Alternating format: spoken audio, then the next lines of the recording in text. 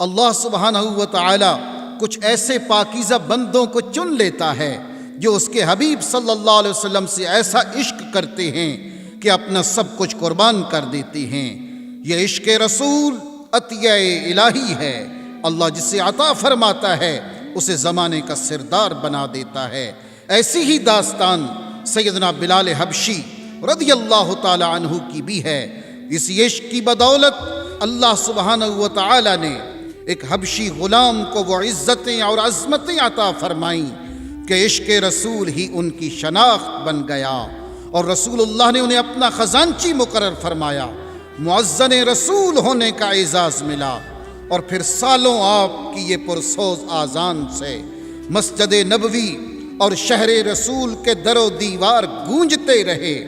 لیکن آپ کی زندگی میں ایسا دردناک موڑ آیا کہ آپ کو اپنے حبیب صلی اللہ علیہ وسلم کا محبوب شہر چھوڑنا پڑا، اور آپ نے آذان دینا بھی چھوڑ دی۔ لیکن زندگی کا لمبا عرصہ گزرنے کے بعد اچانک آپ کو شہر رسول آنے کا حکم ملا، اور آپ جب مدینۃ الرسول حاضر ہوئے تو ایسا واقعہ رونما ہوا کہ جس نے انسان تو کیا مدینہ کے در و دیوار کو بھی رلا دیا۔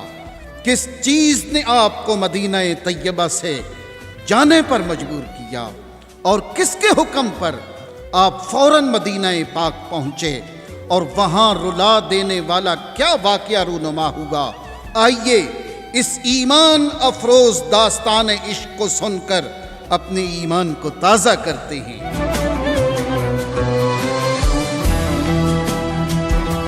الحمدللہ رب العالمین، وصلی اللہ علی سیدنا محمد وعلی آلہ وصحبہ وسلم اجمعین۔ یہ کہانی ہے ایک حبشی غلام کی جو اپنے نسب کے اعتبار سے تو غلام تھا لیکن ملت اسلام کا آقا کہلایا۔ اس حبشی غلام کا نام سیدنا بلال رضی اللہ تعالی عنہ ہے۔ آپ کے والد کا نام رباح اور والدہ کا نام حمامہ رضی اللہ تعالی عنہ تھا۔ آپ کے والدین غلام تھے، اور اسی غلامی میں سیدنا بلال رضی اللہ تعالی عنہ مکہ مکرمہ میں پیدا ہوئے۔ آپ قریش کے سردار امیہ بن حلف کے غلام تھے، اور ان چند خوش نصیبوں میں شامل ہیں جو شروع میں ہی آپ صلی اللہ علیہ وسلم پر ایمان لے آئے تھے۔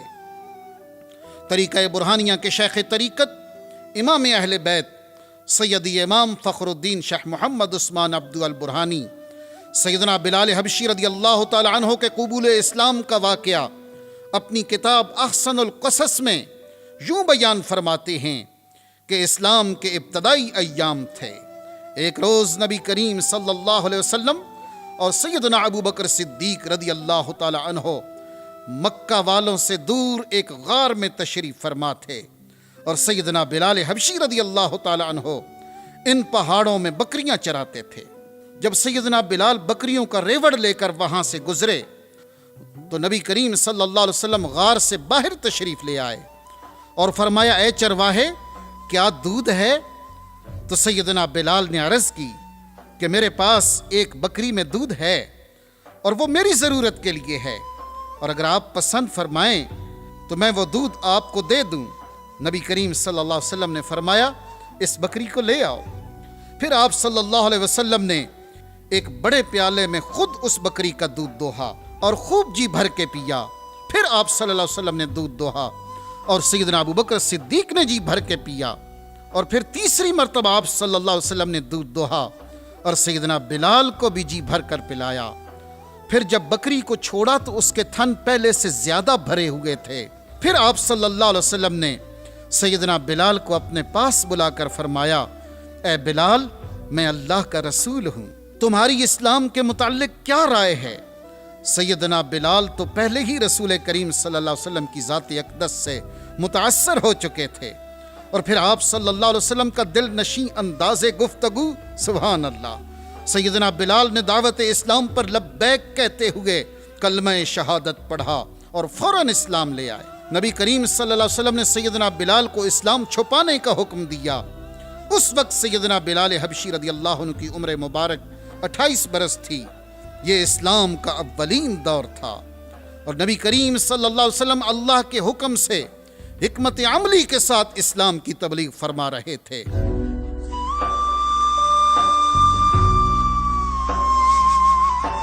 امیہ بن حلف نے جلد ہی محسوس کر لیا کہ اس کا غلام بلال تو نبی کریم صلی اللہ علیہ وسلم کا غلام بن گیا ہے اور آپ صلی اللہ علیہ وسلم پر ایمان لے آیا ہے۔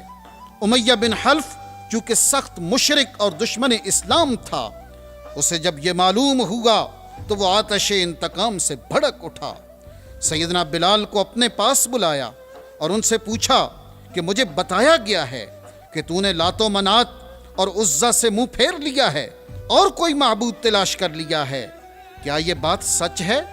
سیدنا بلال فوراً بولے، ہاں، میں محمد صلی اللہ علیہ وسلم کے دین حق پر ایمان لے آیا ہوں اور اس اللہ کو معبود حقیقی مانتا ہوں جس کا پتہ مجھے میرے آقا و مولا محمد مصطفیٰ صلی اللہ علیہ وسلم نے مجھے دیا ہے۔ امیہ بن حلف نے سیدنا بلال کا یہ بے باک جواب سنا تو سر سے پاؤں تک بدن میں آگ لگ گئی کہ ایک غلام ہوتے ہوئے اس قدر بے باکی۔ وہ برداشت نہ کر سکا، شدید غصے میں کہنے لگا، بلال، اس دین سے باز آ جا ورنہ تجھے شدید عذاب سے دوچار کر دوں گا۔ بلال تو ایمان کی حلاوت پا چکے تھے، وہ کہاں پیچھے ہٹنے والے تھے۔ عشق مصطفیٰ صلی اللہ علیہ وسلم کی پاداش میں امیہ نے سیدنا بلال پر ظلم و ستم کے پہاڑ توڑنا شروع کر دیے۔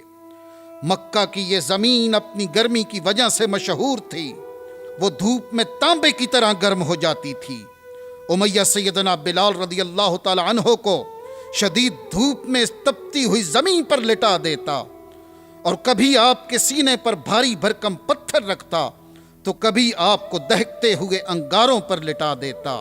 آپ کے بدن کی چربی پگھل پگھل کر انگارے بجھا دیا کرتی تھی، لیکن آپ کے سینے میں عشق رسول صلی اللہ علیہ وسلم کی وہ شمع روشن تھی کہ ظلم و ستم کی کوئی آندھی اسے بجھا نہ سکی۔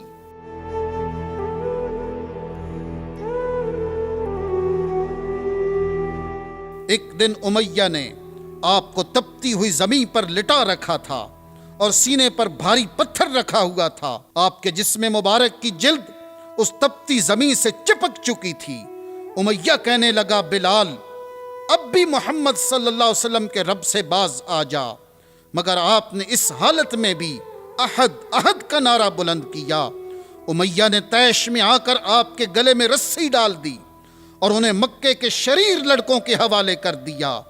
ناداں لڑکے آپ کو مکہ کی وادی میں گھسیٹتے پھرتے اور انگاروں کی طرح تپتی ریت پر اوندھے منہ ڈال دیتے اور آپ پر پتھروں کا ڈھیر لگا دیتے، لیکن عشق رسول صلی اللہ علیہ وسلم کی مستی میں ایسے گم تھے کہ جب بھی وہ ہوش میں رہتے احد احد پکارتے رہتے حتیٰ کہ بے ہوش ہو جاتے۔ آپ پر ظلم و ستم کا یہ سلسلہ کافی عرصہ جاری رہا۔ سیدنا صدیق اکبر رضی اللہ تعالی عنہ روز یہ منظر دیکھتے، آخر برداشت نہ کر سکے اور نبی کریم صلی اللہ علیہ وسلم کی بارگاہ میں بلال کا قصہ درد و غم بیان کیا۔ آپ صلی اللہ علیہ وسلم کی آنکھوں سے آنسو چھلک پڑے اور سیدنا صدیق اکبر رضی اللہ تعالی عنہ عرض کرنے لگے، یا رسول اللہ، میں آج بلال کو امیہ سے خریدنا چاہتا ہوں۔ رحمت کائنات صلی اللہ علیہ وسلم نے فرمایا، اے ابو بکر، اس سودے میں میں تمہارے ساتھ برابر کا شریک ہوں اور آدھی رقم بھی ادا کروں گا۔ سیدنا صدیق اکبر رضی اللہ تعالی عنہ آقا و مولا صلی اللہ علیہ وسلم سے اجازت لے کر روانہ ہوئے۔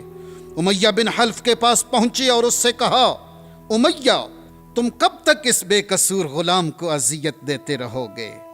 وہ بولا، تمہارا اس سے کیا واسطہ؟ بلال میرا غلام ہے، میں جو چاہوں گا اس سے سلوک کروں گا۔ سیدنا صدیق اکبر رضی اللہ تعالی عنہ نے فرمایا، تم اسے چھوڑ کیوں نہیں دیتے؟ وہ کہنے لگا، ہم تو اسے چھوڑنے والے نہیں، یا تو یہ مرے گا یا اپنے پہلے والے دین پر واپس آ جائے گا۔ سیدنا صدیق اکبر رضی اللہ تعالی عنہ نے فرمایا، تو پھر جان لو امیہ، یہ روشنی دیکھنے اور ہدایت پانے کے بعد تاریکی اور جہالت کی طرف کبھی نہیں پلٹے گا، یہ مر جائے گا لیکن مصطفیٰ کریم صلی اللہ علیہ وسلم کا کلمہ نہیں چھوڑے گا۔ امیہ کہنے لگا، لیکن میں یہ کیسے گوارا کر لوں کہ یہ میرا کھائے، میرا پہنے اور میرے ہی خداؤں کا انکار کرے؟ آپ رضی اللہ تعالی عنہ نے فرمایا تو پھر ایسا کرو، اسے میرے ہاتھ فروخت کر دو۔ امیہ بولا کیا قیمت ادا کرو گے؟ فرمایا جتنی تم چاہو۔ امیہ نے کئی گنا زیادہ قیمت مانگی تاکہ سیدنا صدیق اکبر مایوس ہو جائیں، مگر آپ نے فرمایا مجھے منظور ہے۔ امیہ حیران رہ گیا۔ سیدنا صدیق اکبر رضی اللہ تعالی عنہ منہ مانگی قیمت ادا کر کے بلال کو امیہ سے خرید لیا۔ اب سیدنا صدیق اکبر رضی اللہ تعالی عنہ سیدنا بلال کو لے کر رسول اللہ کی طرف روانہ ہوئے۔ دونوں نبی کریم صلی اللہ علیہ وسلم کے حضور حاضر ہوئے۔ سیدنا بلال نے جب چہرہ مصطفیٰ کو دیکھا، زندگی کے سارے دکھ بھول گئے اور جان رحمت صلی اللہ علیہ وسلم کے قدموں سے چمٹ گئے۔ آقا کریم صلی اللہ علیہ وسلم نے آپ کو سینے سے لگا لیا۔ پھر آپ صلی اللہ علیہ وسلم نے صدیق اکبر سے فرمایا میں نے تمہیں کہا تھا کہ بلال کو خرید لاؤ اور میں آدھی رقم ادا کروں گا۔ سیدنا ابو بکر صدیق رضی اللہ تعالی عنہ نے عرض کی یا رسول اللہ، میں نے تو بلال کو آزاد کر دیا ہے۔ آزادی کے بعد سیدنا بلال نے اپنے آپ کو رسول اللہ صلی اللہ علیہ وسلم کی خدمت کے لیے وقف کر دیا۔ آپ رسول کریم صلی اللہ علیہ وسلم کے ساتھ چلتے رہتے، اور جب نبی کریم صلی اللہ علیہ وسلم اپنے گھر تشریف لے جاتے تو سیدنا بلال باہر بیٹھ جاتے۔ انتظار کے لمحات طویل ہوتے یا مختصر، جب آپ صلی اللہ علیہ وسلم گھر سے باہر نکلتے تو سیدنا بلال آپ کی معیت میں پھر پیچھے پیچھے چل پڑتے۔ نبی کریم صلی اللہ علیہ وسلم نے آپ کو اپنا خزانچی بنا لیا۔ کسی کو کچھ عطا کرنا ہوتا تو بلال کو بلایا جاتا، اور سفر میں نبی کریم صلی اللہ علیہ وسلم کے کھانے پینے کا انتظام بھی سیدنا بلال ہی کے سپرد ہوتا تھا۔ مدینہ منورہ کی ابتدائی زندگی میں جب نماز کے لیے اذان دینے کا طریقہ مقرر ہوا اور کسی کو مؤذن مقرر کرنے کی باری آئی تو نبی کریم صلی اللہ علیہ وسلم کی نظر انتخاب سیدنا بلال پر ہی ٹھہری۔ آپ صلی اللہ علیہ وسلم نے سیدنا بلال کو اذان دینے کا حکم فرمایا، اور سیدنا بلال رضی اللہ تعالی عنہ نے نبی کریم صلی اللہ علیہ وسلم کے بالکل سامنے کھڑے ہو کر اسلام کی سب سے پہلی اذان دی۔ اللہ اکبر اللہ۔ پھر نبی کریم صلی اللہ علیہ وسلم کے وصال تک آپ رضی اللہ تعالی عنہ نے یوں اذانیں دیں کہ عرب و عجم میں آپ مؤذن رسول کے لقب سے مشہور ہو گئے۔ فتح مکہ کے دن جب وہ سارے سردار اور ظالم لوگ جو رسول کریم صلی اللہ علیہ وسلم اور آپ کے غلاموں کو بیت اللہ میں نماز پڑھنے نہیں دیتے تھے اور ظلم و ستم کرتے تھے، آج وہ سب مجرموں کی طرح سر جھکائے صحن کعبہ میں نبی کریم صلی اللہ علیہ وسلم کے سامنے کھڑے تھے۔ ادھر نماز کا وقت ہو گیا۔ اللہ کے حبیب صلی اللہ علیہ وسلم نے فرمایا بلال کعبہ کی چھت پر چڑھ جاؤ اور آذان دو۔ یہ وہی بلال ہیں جن کے گلے میں رسی ڈال کر اس شہر مکہ کی گلیوں میں گھسیٹا جاتا تھا، جن کے پاس بیٹھنا بھی کوئی پسند نہیں کرتا تھا۔ نبی کریم صلی اللہ علیہ وسلم کے دامن رحمت سے وابستہ ہوئے تو اللہ نے وہ شان عطا فرمائی کہ وہی بلال آج کعبے کی چھت پہ کھڑے ہیں، اور سارے قریشی سردار مجرموں کی طرح نیچے کھڑے ہیں، اور بلال کعبہ کی چھت پر کھڑے ہو کے یہ سوچ رہے ہیں کہ میں نے مسجد نبوی میں آذان دی تو چہرہ کعبے کی سمت کیا، میں نے بدر و احد کے میدانوں میں آذانیں دیں تو چہرہ کعبے کی سمت کیا، میں نے جہاں جہاں بھی آذان دی چہرہ اسی کعبے کی سمت کیا، لیکن جس کعبے کی طرف منہ کر کے ساری عمر آذانیں دیتا رہا ہوں، آج وہ کعبہ تو میرے قدموں تلے ہے، آج میں اپنا منہ کس جانب کروں؟ بلال کے عشق نے جواب دیا، بلال ساری عمر کعبے کی طرف منہ کر کے آذانیں دی ہیں، آج خود کعبے کی چھت پر کھڑے ہو اور اللہ کے حبیب صلی اللہ علیہ وسلم کے رخ انور کی جانب منہ کر کے آذان دو، جو کعبے کا بھی کعبہ ہیں آپ رضی اللہ تعالی عنہ نے نبی کریم صلی اللہ علیہ وسلم کی جانب چہرہ کر لیا اور یوں کعبے کی چھت پر کھڑے ہو کر آذان دی، اشہد ان محمد رسول اللہ۔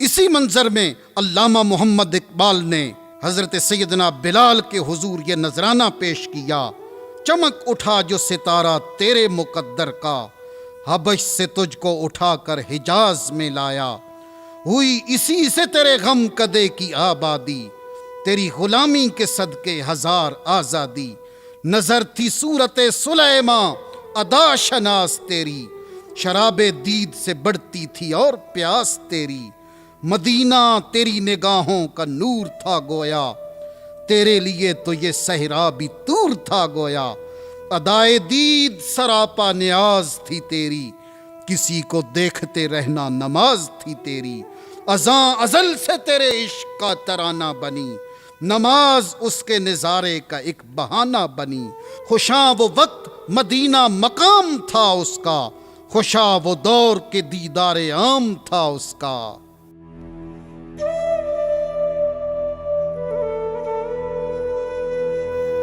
11 ہجری میں نبی کریم صلی اللہ علیہ وسلم کا وصال ہوا۔ وصال نبوی کا سانے تمام صحابہ کرام کے لیے بہت بڑا صدمہ تھا۔ سیدنا بلال پر تو غموں کے پہاڑ ٹوٹ پڑے، وہ جہاں جاتے اپنے آقا صلی اللہ علیہ وسلم کی یاد میں تڑپتے رہتے، خصوصاً مدینہ منورہ کا گوشہ گوشہ آپ کو رسول کریم صلی اللہ علیہ وسلم کی یاد دلاتا۔ چنانچہ آپ لشکر اسلامی کے ساتھ ملک شام چلے گئے اور آذان دینا بند کر دی۔ طریقہ برہانیہ کے شیخ طریقت امام اہل بیت سیدی امام فخر الدین شیخ محمد عثمان عبدو البرہانی بیان فرماتے ہیں، ملک شام میں آپ کو ایک عرصہ گزر گیا۔ ایک رات آپ سو رہے تھے کہ خواب میں نبی کریم صلی اللہ علیہ وسلم تشریف لے آئے اور فرمایا، او خشتنا یا بلال، اے بلال ہم تمہارے لیے اداس ہیں، ہمیں ملنے کیوں نہیں آتے؟ آپ فوراً بیدار ہوئے اور اسی وقت مدینہ منورہ کے لیے چل نکلے۔ آقا دو جہاں صلی اللہ علیہ وسلم کے شہر مقدس میں حاضر ہوئے۔ اہل مدینہ نے بڑی محبت سے آپ کا استقبال کیا۔ امیر المؤمنین سیدنا عمر فاروق رضی اللہ تعالی عنہ نے آپ کو دیکھا تو بازو پھیلا دیے اور فرمایا، جاء سیدنا، جاء سیدنا، ہمارے سردار آ گئے، ہمارے سردار آ گئے۔ سیدنا بلال وہاں سے سیدھا مسجد نبوی آئے اور روضہ رسول صلی اللہ علیہ وسلم کی زیارت کی اور قبر انور سے لپٹ گئے۔ آپ روتے جاتے تھے اور قبر انور پر اپنا چہرہ ملتے جاتے تھے اور یہی کہتے جا رہے تھے، او خشتنی یا رسول اللہ، او خشتنی یا رسول اللہ، یا رسول اللہ اداس تو میں آپ سے ہوں۔ آپ روتے جاتے اور یہی کہتے جاتے حتیٰ کہ آپ بے ہوش ہو گئے۔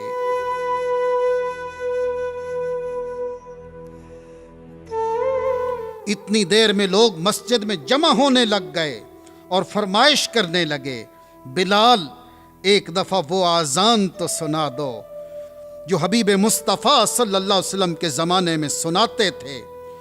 لیکن آپ سب کو معاذرت کرتے تھے۔ پھر جب حسنین کریمین رضی اللہ تعالی عنہما تشریف لائے، آپ نے انہیں بہت پیار کیا، انہوں نے بھی آذان کی فرمائش کر دی۔ اب بلال اپنے آقا کریم صلی اللہ علیہ وسلم کے شہزادوں کی فرمائش کیسے رد کر سکتے تھے؟ سیدنا بلال آذان دینے کے لیے کھڑے ہوئے۔ جو ہی مؤذن رسول کی زبان سے اللہ اکبر کی صدا بلند ہوئی، مدینہ کے مسلمان تڑپ اٹھے۔ یوں لگ رہا تھا کہ جیسے حضور کا زمانہ پھر لوٹ آیا ہے۔ جس کے کانوں میں بلال کی آذان کی صدا پہنچی، مرد و زن اپنے گھروں سے نکل کر روتے ہوئے مسجد نبوی کی طرف دوڑے چلے آئے۔ ہر آنکھ اشک بار تھی، ہر دل میں اپنے آقا و مولا صلی اللہ علیہ وسلم کی یاد تازہ ہو گئی۔ ادھر سیدنا بلال کی کیفیت ہی کچھ اور تھی۔ آپ جب نبی کریم صلی اللہ علیہ وسلم کے سامنے آذان دیا کرتے تھے تو جب یہ کلمات ادا کرتے، اشہد ان محمد رسول اللہ، تو بلال نبی کریم صلی اللہ علیہ وسلم کی طرف نظر اٹھاتے اور آپ صلی اللہ علیہ وسلم کو دیکھ کر رسالت کی گواہی دیا کرتے. لیکن آج جب آپ ان کلمات پر پہنچے اور حسب عادت منبر رسول کی طرف نظر اٹھا کر دیکھا تو نظارے بدل چکے تھے. رسول اللہ صلی اللہ علیہ وسلم آپ کو دکھائی نہ دیے. آپ پر اتنا صدمہ طاری ہوگا کہ آپ بے ہوش ہو گئے اور اس سے آگے آذان نہ دے سکے. یہ سیدنا بلال کی زندگی کی آخری آذان تھی. آپ واپس شام چلے گئے اور اس کے بعد آپ نے وصال تک کبھی آذان نہیں دی. جب آپ کے وصال کا وقت آیا تو آپ کی زوجہ رونے لگی اور کہنے لگی ہائے افسوس ہائے افسوس. سیدنا بلال شدید بیمار تھے لیکن آپ نے آنکھیں کھولی اور فرمایا واہ کیا ہی خوشی کا ساماں ہے. میں اپنے حبیب مصطفیٰ صلی اللہ علیہ وسلم سے ملاقات کرنے والا ہوں. واہ کیا ہی خوشی کا ساماں ہے. اور جب آپ کا وصال ہوا تو سیدنا عمر فاروق رضی اللہ تعالی عنہ کو خبر دی گئی. آپ یہ سن کر اتنا روئے کہ روتے روتے نڈھال ہو گئے اور یہی کہتے جا رہے تھے کہ ہمارا بلال بھی ہمیں چھوڑ کر چلا گیا, ہمارا بلال بھی ہمیں چھوڑ کر چلا گیا. وصال کے وقت آپ کی عمر مبارک 60 برس تھی. آپ کو دمشق میں باب الصغیر کے قریب دفن کیا گیا.